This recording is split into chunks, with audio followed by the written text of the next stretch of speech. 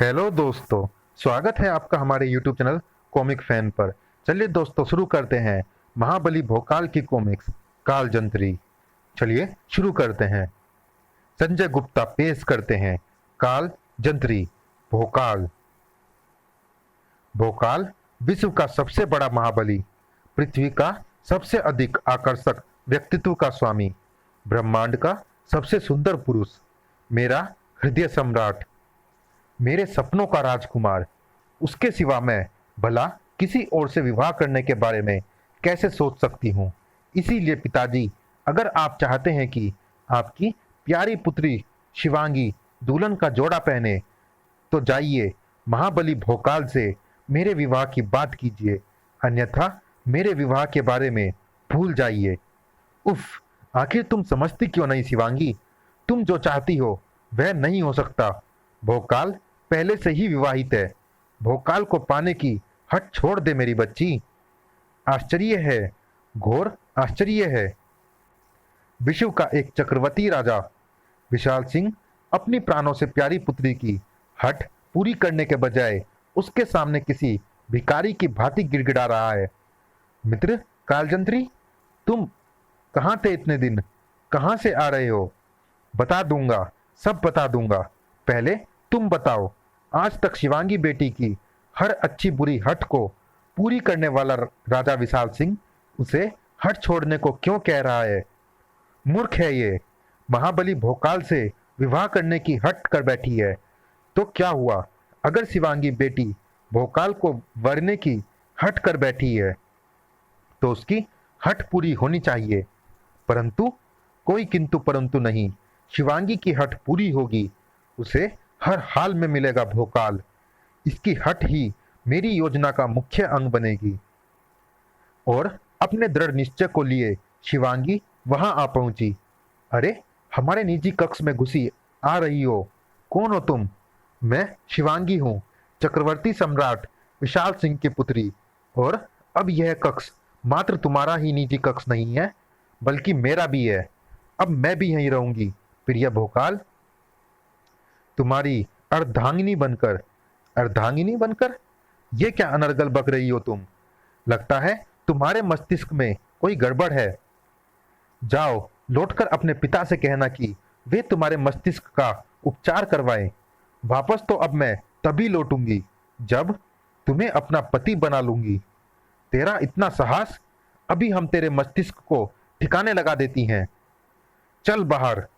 आह, कालजंत्री चाचा ने बताया था कि अगर ऐसी स्थिति आ जाए तो मुझे उनके द्वारा दी गई माला के लाल मनके पर स्थित उस काले धब्बे को उंगली से दबा देना है।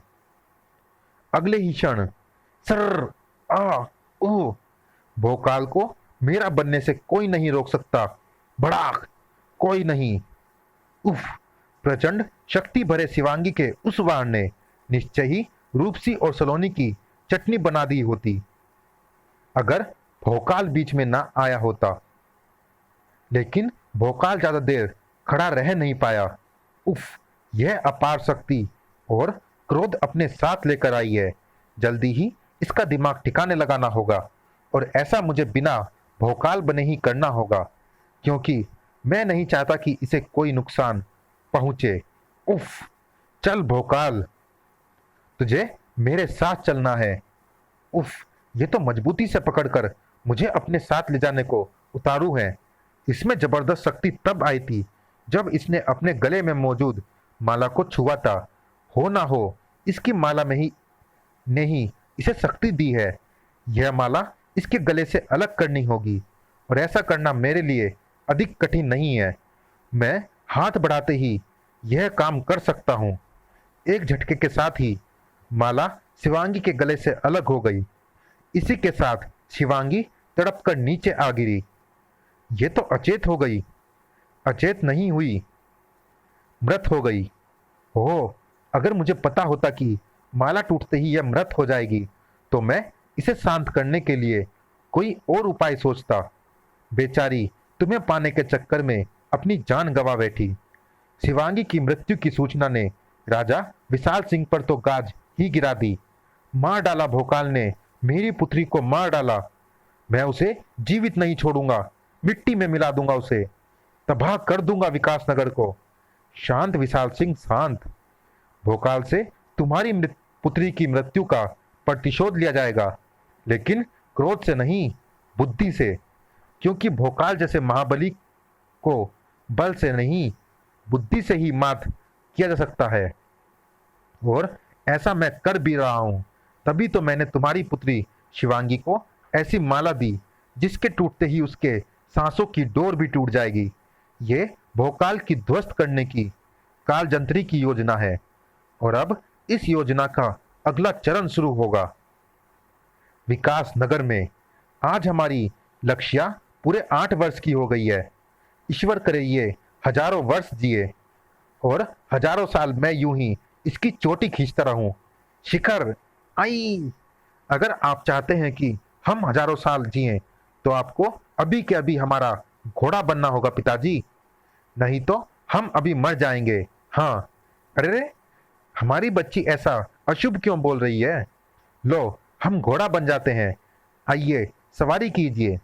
भोकाल तो घोड़ा बन गया, लेकिन लक्ष्या को उस घोड़े पर सवारी करने का अवसर नहीं मिला, क्योंकि तभी घोड़ा बने भोकाल के मस्तिष्क पर सवार हो गई वह ध्वनि। टन। अखंड नाद बजा। मुझे जाना होगा। पिताजी ने हमें अपने ऊपर सवारी नहीं करने दी। अब हम हजारों साल नहीं जिएंगे। ऐसा नहीं बोलते लक्ष्या। पिताजी अभी लौट आएंगे, फिर आप जी भरकर उन पर सवारी करना। तू अभी की बात कर रही है, क्या पता भोकाल कभी ना लौट पाए। खैर, भोकाल लौटे ना लौटे, मुझे क्या। मुझे तो तुरंत ही वह काम निपटा लेना चाहिए जिसके लिए मैं यहाँ आया हूँ। एक भयानक षड्यंत्र की शुरुआत हो चुकी थी और भोकाल भी उसमें फंसने जा रहा था।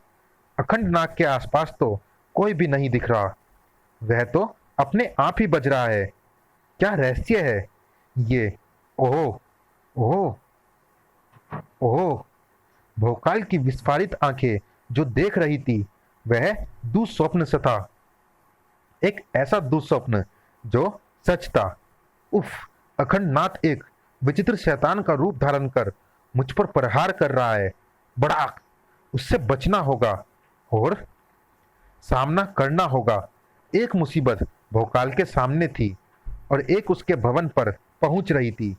वाऊ, इतना प्यारा खिलौना, तुम्हारे जन्मदिन का उपहार। आप बच्ची के लिए इतना सुंदर खिलौना लेकर आए, इसके लिए धन्यवाद श्रीमान। कृपया अपना परिचय देने का कष्ट करेंगे, क्योंकि मैंने आपको महाबली के मित्रों में कभी नहीं देखा।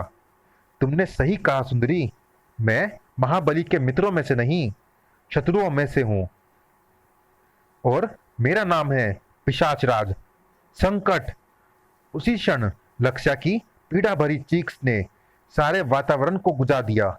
आह। लक्ष्या की चीख का कारण रोंगटे खड़े कर देने वाला था। आई। ओह नहीं, पिशाच राज का खिलौना जीवित होकर लक्ष्या के गले से लिपट गया है, उसे लक्ष्या से। चलिए दोस्तों, इस भाग में इतना ही। ये रोमांचक कॉमिक्स जारी है अगले भाग में भी। मिलते हैं इसी कॉमिक्स के अगले और अंतिम भाग में। तब तक के लिए धन्यवाद।